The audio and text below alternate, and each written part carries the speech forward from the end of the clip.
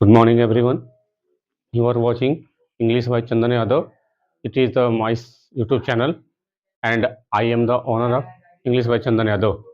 If you want to take advantage of these videos, you have to watch every video in a sequence. If you want to improve your ability, your skill, and your knowledge of grammar, you have to subscribe my channel and try to see every video in a sequence manner. Let's start our today class. It will be based on modal verb. This is the 12th lecture of modal verb. In the last video, I taught you every types of modal verb like can, will, should, used to, need, dare. I taught this type of modal verb. Let's start without delaying our today class modal verb part 12. यदि आपने अभी तक मेरे channel को subscribe नहीं किया है तो जाइए करिए और आगे आपको और भी अच्छी अच्छी वीडियोस आने वाली हैं और ट्राई करिए कि हर एक क्वेश्चन का जवाब देने का जो मैं आपको टेस्ट करने के लिए देता हूं उसके जवाब आपको हमेशा देते रहिए। इससे क्या होगी कि आपने जो पीछे पढ़ा है वो भी रिवीजन होता रहेगा और आपकी जो स्किल है ग्रामर पे वो धीरे धीरे शुरू हो जाएगी इंक्रीज करना। शुरू करते हैं आज का अपना लेक्चर। चलिए पहला question, the first question is the boys politely asked the teacher if they would redo the homework. redo का मतलब क्या होता है? redo का मतलब दोबारा करना, फिर से करना। ध्यान रखिएगा, redo का मतलब दोबारा करना या पुनः करना। हमें क्या करना है, आपके बोर्ड के एग्जामिनेशन में इसी प्रकार से क्वेश्चन आएंगे, इसमें एरर भरना रहेगा और यहाँ पे आपको करेक्शन करना होगा। यानी सेंटेंस में कोई एक गलती होगा और उसके जगह पे क्या करेक्शन हो सकता है वो इधर भरना रहेगा। तो चलिए ये क्वेश्चन करने से पहले अगर आपको लग रहा होगा कि आप देखिए यहाँ पे इफ लिखा हुआ है, इफ कंजंक्शन लगा हुआ है। इफ या वेदर कंजंक्शन हम कब लगाते हैं? जब आपने पढ़ा होगा डायरेक्ट से इनडायरेक्ट स्पीच, यदि आपने पास्ट में कहीं पहले पढ़ा होगा या ट्यूशन या कोचिंग में पढ़ा होगा तो आपको पता होगा कि इफ या वेदर हम कंजंक्शन के रूप में कब लगाते हैं? जब सेंटेंस इंट्रोगेटिव का होता है तो वहां पे हम कंजंक्शन के रूप में इफ या वेदर का यूज कर लेते हैं। तो यहाँ से हमको क्या समझ, देखिए यहाँ पे भी पास्ट लिखा हुआ है आस्क्ड, यहाँ पे भी कौन सी फॉर्म है वर्ब की? यहाँ पे वर्ब की सेकंड फॉर्म लगी हुई है, वर्ब की सेकंड फॉर्म यहाँ पे भी है। यहाँ पे देखिए वुड लगा हुआ है, यहाँ भी वुड जो है ये पास्ट फॉर्म होती है, इसको पास्ट जनरली हम यूज करते हैं। तो दोनों केस में दोनों जो हमारा जो मेन क्लॉज है यहाँ पे वो भी पास्ट में है और जो सब क्लॉज है वो भी पास्ट में है। तो इससे हमें ये समझ आ रहा है कि ये सेंटेंस जो है डायरेक्ट से इनडायरेक्ट में चेंज किया गया है और कंजंक्शन भी सीख सीख के बता रहा है कि ये डायरेक्ट से इनडायरेक्ट में चेंज किया गया है। हमें यहाँ पे एरर फाइंड आउट करना है and what will be correction here, हमें वो चेक करना है।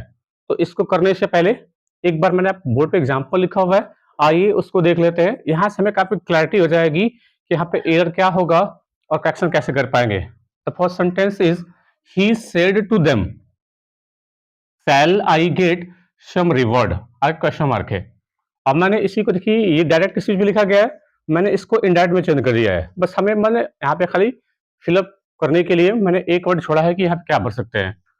अब आइए एक बार आपको यहाँ से दिखा देता हूँ कि मैंने आपको जब मॉडल पढ़ाया था तो उसमें मैंने शुड के बारे में और वुड के बारे में भी बताया था कि अगर हमें रिक्वेस्ट और परमिशन, अगर हमें परमिशन शो करना हो, रिक्वेस्ट शो करना हो तो हम शुड मॉडल वर्ब का यूज करते हैं। हाँ सुनिए फिर से मैंने क्या कहा, मैंने मॉडल जब पढ़ाए थे तो मैंने ये बात बताई थी कि रिक्वेस्ट और परमिशन अगर हमें इनको शो करना है तो हमें क्या लगाना चाहिए? शुड मॉडल वर्ब का यूज करना चाहिए। और मैंने ये भी बताया था कि अगर हमें फ्यूचर का कोई प्रेडिक्शन करना हो, हमें आगे भविष्य की कोई बात को प्रेडिक्ट करना है, भविष्यवाणी करनी हो तो वो मॉडल वर्ब वुड से हो पाती है। ये बात मैंने आपको बताया था, यदि याद नहीं है तो मैंने यहाँ पे लिख भी दिया है, इसको नोट भी कर लेंगे। परमिशन के लिए, रिक्वेस्ट के लिए शुड मॉडल वर्ब का हम यूज करेंगे और फ्यूचर और प्रेडिक्शन अगर हम भविष्य की कोई भविष्यवाणी करनी हो तो वो वुड मॉडल वर्ब से ही हो पाएगी। अगर आपने यहाँ देख लिया है तो आइए यहाँ से भी अब देख लेते हैं कि उसने उन लोगों से कहा कि क्या शैल आई गेट सम रिवार्ड, क्या मुझे कुछ अवार्ड मिलेगा, रिवार्ड मिलेगा। मान लो कोई आदमी है, उसके साथ एक दूसरा बंदा है तो पूछ रहा है कि मैं तुम्हारे साथ जाऊंगा तो क्या मुझे भी कोई इनाम मिलेगा। अब बताइए इस कॉन्टेक्स्ट से आपको क्या समझ आता है? क्या यहाँ पे परमिशन वो मांग रहा है या क्या आगे फ्यूचर की प्रेडिक्शन कर रहा है? अगर आप पढ़ेंगे तो आपको समझ में आएगा कि यहाँ पे रिक्वेस्ट तो नहीं कर रहा, यानी ये क्या कर रहा है, पूछ रहा है कि मैं वहां जाऊंगा तो क्या मुझे भी रिवार्ड मिलेगा, यानी आगे फ्यूचर की प्रेडिक्शन है। और फ्यूचर की प्रेडिक्शन करने के लिए हम कौन सी मॉडल वर्ब का यूज करेंगे? वुड मॉडल वर्ब का यूज कर लेंगे। अब यहाँ पे देखिए वही चेंज किया गया है, ही सेड टू को, ही लिखा हुआ है, सेड टू को चेंज कर देंगे आस्क में, तो क्वेश्चन पूछा गया है, देम कर लेंगे और कंजंक्शन रूप में इफ या वेदर दोनों में से किसी एक का यूज करते हैं। अब ये आई को चेंज कर दिया गया ही में, गेट लिखा गया है, मॉडल वर्ब फिल करना है, तो आगे ये फ्यूचर की प्रेडिक्शन है, तो वुड मॉडल वर्ब का हम यहाँ पे यूज कर लेंगे, वही हम यहाँ पे भर देंगे। ध्यान रखिएगा, वुड से जो है हम फ्यूचर की प्रेडिक्शन करते हैं। सेंटेंस बिल्कुल सही हो जाएगा। इसी बेस पे हमें ये क्वेश्चन करना है। एक और एग्जांपल देखिए, he said to them shall I spoke the truth, or question mark है। अब उसी को मैंने डायरेक्ट से इनडायरेक्ट में चेंज कर दिया है, बस केवल यहाँ पे मैंने छोड़ा है फिलअप करने के लिए। इसका क्या मतलब है कि वह उनसे कहा कि शैल आई स्पोक द ट्रूथ, है ना, क्या उसने ये कहा, सर यहाँ पे स्पीक हो, उसने कहा कि क्या मैं सत्य बोलूं। अब ये आदमी जो है किसी से पूछ रहा है, परमिशन ले रहा है कि क्या मुझे सच बोलना चाहिए, यानी यहाँ पे रिक्वेस्ट के लिए चाहे परमिशन के लिए, परमिशन मांग रहा है कि क्या मुझे सच बोलना चाहिए। तो रिक्वेस्ट और परमिशन के लिए कौन सी मॉडल वर्ब का यूज करेंगे? शुड मॉडल वर्ब का यूज करेंगे, यानी यहाँ पे हमें वही फिलअप कर देना है, शुड। तो इससे हमें ये समझ में आया कि अगर रिक्वेस्ट हमें शो करनी हो तो उसके लिए शुड मॉडल वर्ब का यूज कर सकते हैं, या किसी से परमिशन लेना हो तो। लेकिन अगर हमें फ्यूचर की प्रेडिक्शन करनी है तो वो वुड मॉडल वर्ब से ही हो पाएगी। अब इस क्वेश्चन में देखिए कि यहाँ पे क्या ऐसा कॉन्टेस्ट है, क्या परमिशन है या कोई कह सकता है कि फ्यूचर की प्रेडिक्शन है। तो बॉयज ने क्या किया? पोलाइटली कहा। अब कभी हम बात पोलाइटली करेंगे, विनम्रतापूर्वक बात करेंगे, इसका मतलब या तो परमिशन होगा या रिक्वेस्ट होगा। यानी यहाँ पे हमें क्या करना पड़ेगा, यहाँ पे वुड को हटा करके, सॉरी यहाँ पे हमें वुड से हटा करके और क्या लगाना पड़ेगा? शुड मॉडल वर्ब का यूज करना पड़ेगा। ध्यान रखिएगा, ये शुड जो है ये सेल की पास्ट फॉर्म नहीं है। किसी को लगता होगा कि ये सेल की जो पास्ट फॉर्म होती है शुड होती है, तो ऐसा नहीं है। जब मैंने आपको मॉडल वर्ब पढ़ाया था तो ये बताया था कि हर एक मॉडल वर्ब इंडिविजुअल होते हैं, हर एक मॉडल वर्ब इंडिविजुअल होते हैं, इनके अपने अलग अलग मीनिंग होते हैं। ऐसा नहीं कि सेल का पास्ट फॉर्म शुड होगा, कैन का पास्ट फॉर्म कुड होगा। सब जो मॉडल वर्ब है वो इंडिविजुअल होते हैं और सबके अपने अलग अलग मीनिंग होते हैं। तो अगर हमें पास्ट में अगर परमिशन लेनी हो या रिक्वेस्ट शो करना हो तो वो शुड मॉडल वर्ब से ही हो पाती है। इस प्रकार से यहाँ पे करेक्शन हो जाएगा। तो हमें क्या करना है, जब हमें फिलअप करेंगे तो यहाँ पे इरर में वुड भर लेंगे। ध्यान रखिएगा, एग्जाम में हमें ऐसा ही करना है, वहां पे हालांकि करना नहीं है। इरर में वुड लिख लेंगे और करेक्शन क्या होगा तो इस वाले सेक्शन में कर लेंगे। तो इस प्रकार से हमारा आंसर सही हो जाएगा। Let's see the next sentence, the guest will be likely to reach the destination. जो गेस्ट हैं वो संभवतः डेस्टिनेशन तक पहुंच जाएंगे, ये लिखा हुआ है। अब ध्यान दीजिए लाइकली का मतलब, ये जो वर्ड लाइकली लिखा हुआ है इसका मतलब होता है प्रोबेबिलिटी, प्रोबेबल लिख लीजिए, है ना। लाइकली का मतलब होता है संभवतः, और इसका हिंदी में संभवतः है जो प्रोबेबल होती है। और हम जब विल का यूज करते हैं, जब विल का हम यूज करते हैं तो ध्यान रखिए विल भी प्रोबेबिलिटी के लिए शो की जाती है।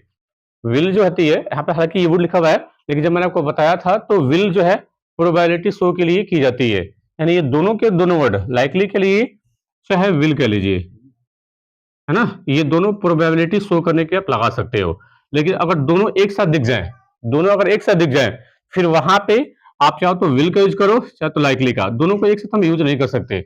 जैसे यही बात मैंने आपको कैन के साथ पढ़ाया था कि अगर हमें कोई अपनी कैन से अगर हमें एबिलिटी शो करना हो, आई कैन डू दिस, मैं इस काम को कर सकता हूं।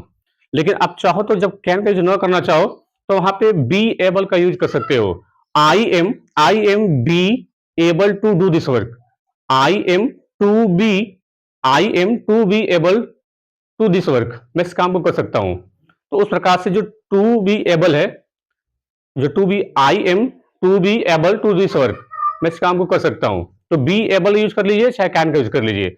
वैसे ही जो लाइकली है या विल है, इन दोनों को आप अलग अलग यूज कर सकते हो, एक साथ यूज नहीं होंगे, क्योंकि लाइकली का मतलब होता है प्रोबेबल होना, संभवतः। तो यहां से हमें क्या करना पड़ेगा, इधर का हालांकि एक ही होगा। तो अगर हम यहाँ पे लाइकली को हटाते हैं, लाइकली को हटाते हैं तो यहाँ पे विल बी हो जाएगी, फिर हमें यहाँ पे थर्ड फॉर्म करना पड़ जाएगा, फिर बी की फॉर्म, फिर पैसिव वॉइस हो जाएगी। तो एग्जाम टाइम में एक ही करेक्शन अलाउड है, एक ही एरर पकड़ना है, दो को हम कर भी नहीं सकते। अगर हम यहाँ पे लाइकली को हटाते हैं तो बी तो यहाँ पे सही हो जाएगा, लेकिन यहाँ पे हमें क्या करना पड़ेगा, रीस्टेक करना पड़ जाएगा, फिर 2 जगह गलती हो जाएगी, यहाँ पे भी, यहाँ पे भी। तो हम क्या करेंगे, यहाँ से हम विल को हटाएंगे और विल को हटाकर जैसे इसको मिरर में लिखेंगे विल, और हमें करेक्शन क्या करना पड़ेगा, गेस्ट लिखा हुआ है तो आर लिख लेंगे। द गेस्ट आर, अब ये जो बी लिखा हुआ है, ठीक है, ये भी इसी में रहेगा। The guest are be likely to is the destination. अब ऐसा करने से ये हमारा देखिए एक ही इधर हो गया, करेक्शन भी एक ही करना पड़ा। तो इस प्रकार से विल के जगह पे हम सब्स्टिट्यूट क्या कर सकते हैं, बी लाइकली लिख सकते हैं। लेकिन जैसे आप करोगे तो ऐसे वो बी भी हट जाएगा उसके इसमें। जैसे आप आर लिखोगे तो ये बी जो है इसमें आपको करना पड़ जाएगा, ये विल बी, शैल बी, ये जो क्या करते हैं, ये प्रोबेबिलिटी शो करते हैं। यहाँ पे विल बी इधर में हो जाएगा, और जैसे ये हटेगा हम यहाँ पे क्या कर लेंगे, आर करेक्शन कर लेंगे। The guest are likely to reach this the destination. जो मेहमान है वो संभवतः गंतव्य स्थान तक पहुंच गए होंगे। ये हम आगे प्रोबेबिलिटी करते हैं, प्रेडिक्शन करते हैं। तो ध्यान रखिए, लाइकली का आप यूज कर सकते हो या चाहे तो विल बी का यूज कर सकते हो, दोनों एक साथ यूज नहीं हो सकते। जैसे कैन और बी एबल एक साथ यूज नहीं होते हैं, वैसे ही विल बी और लाइकली एक साथ यूज नहीं होते हैं। अगर आप उनको अलग अलग यूज करना है तो आप जो है उसको हेल्पिंग वर्ब चेंज कर सकते हैं, इज एमआर से लगा सकते हो। तो आज के लिए बस इतना ही। मैंने आपको कितने इंपॉर्टेंट थॉट पढ़ाई, इसमें से आपको चीजें समझ में जरूर आई होंगी, और अगर आई होंगी तो कमेंट बॉक्स में जरूर जवाब दीजिएगा कि कैसा लगा सेशन आपको। और हाँ, होमवर्क के आंसर करना न भूलें और अपना कमेंट जरूर करिए। आज का ये होमवर्क 2 क्वेश्चन इधर और करेक्शन करना है कि इसमें इधर क्या है और करेक्शन क्या है। सेकंड वाले सेंटेंस में भी वही है। तो अपना नाम जरूर भेजिएगा और करेक्शन के साथ। आज के लिए इतना ही। Thanks for watching.